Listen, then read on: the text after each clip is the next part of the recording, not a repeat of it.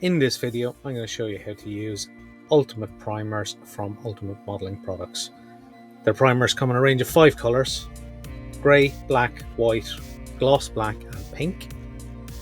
And of course, when delivered, they come sealed from Ultimate Modeling Products. For these primers, no thinner is required. It's used directly from the bottle.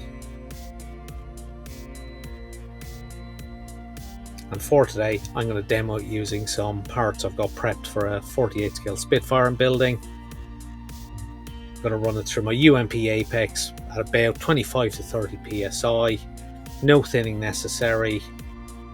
No additions to the bottle of paint. Just shake it up with the mixing bowls placed inside. Give it a good agitation. And then for these parts, I'm going to fill the cup about halfway. So the parts themselves are prepped, they're degreased. You can wipe them down with some Ultimate airbrush cleaner if necessary, just to make sure there's no grease spots or contamination. And then of course, before spraying, I tend to blow over a little bit of air just to make sure I remove any dust from any of the sanding process. And once I'm ready, I can lay down a very light coat of paint, normally what I like to call a mist coat, just to give me that first layer of paint to act as a layer for adherence. That will dry almost instantly. And in the same coat, I'll go back over that again, a little bit heavier. And for this part specifically, just to show you how forgiving the Ultimate Primer is, I'm going to go a little bit heavier, so the paint actually does have a little bit of a sheen to it, which shows you that the paint is pretty wet on the surface. And you can see there's no pooling, there's no obscuring of details, it doesn't run. And as you can see, with those slightly wetted areas, just blow some air through the airbrush and they'll flash off very, very quickly and be ready for a second coat if necessary very, very soon after.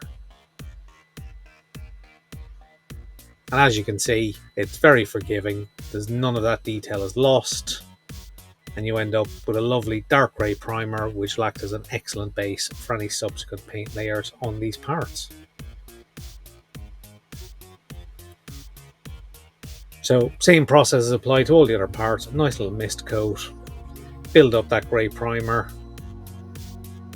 make sure I get into all the nooks and crannies, get all the different angles, get all the sides I need to get. And as I said, it's a very easy to use, very forgiving primer. So with the UMP Apex airbrush, it runs a 0.35 nozzle. That's at the smallest end that you need for this kind of primer. Anything from a 0.35 up to about a 0.5 should be fine for blowing the primer through, because it is quite a thick paint compared to a lot of paints. But nonetheless, it goes through the Apex absolutely fine. And this is my permanent go-to primer airbrush for acrylic primers. And as you can see, it's very easy just to spray these parts. The grey builds up very, very quickly, very, very easily, as do all the other colours in the range.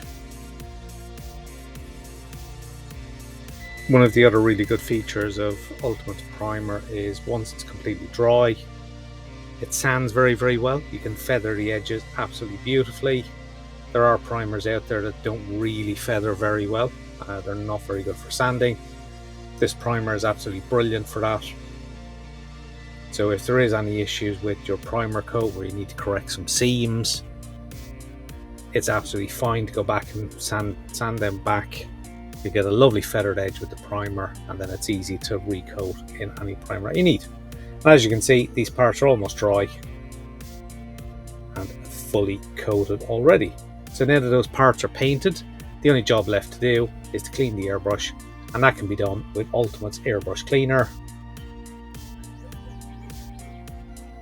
Relatively small amount added to the cup, and I'm using a stiff brush just to agitate the paint stuck to the sides. A little bit of blowback, pour out any of the paint left in the cup mixed with the cleaner, and then run some more UMP airbrush cleaner through the airbrush until it runs clear. Very simple to clean with the ultimate air and brush cleaner.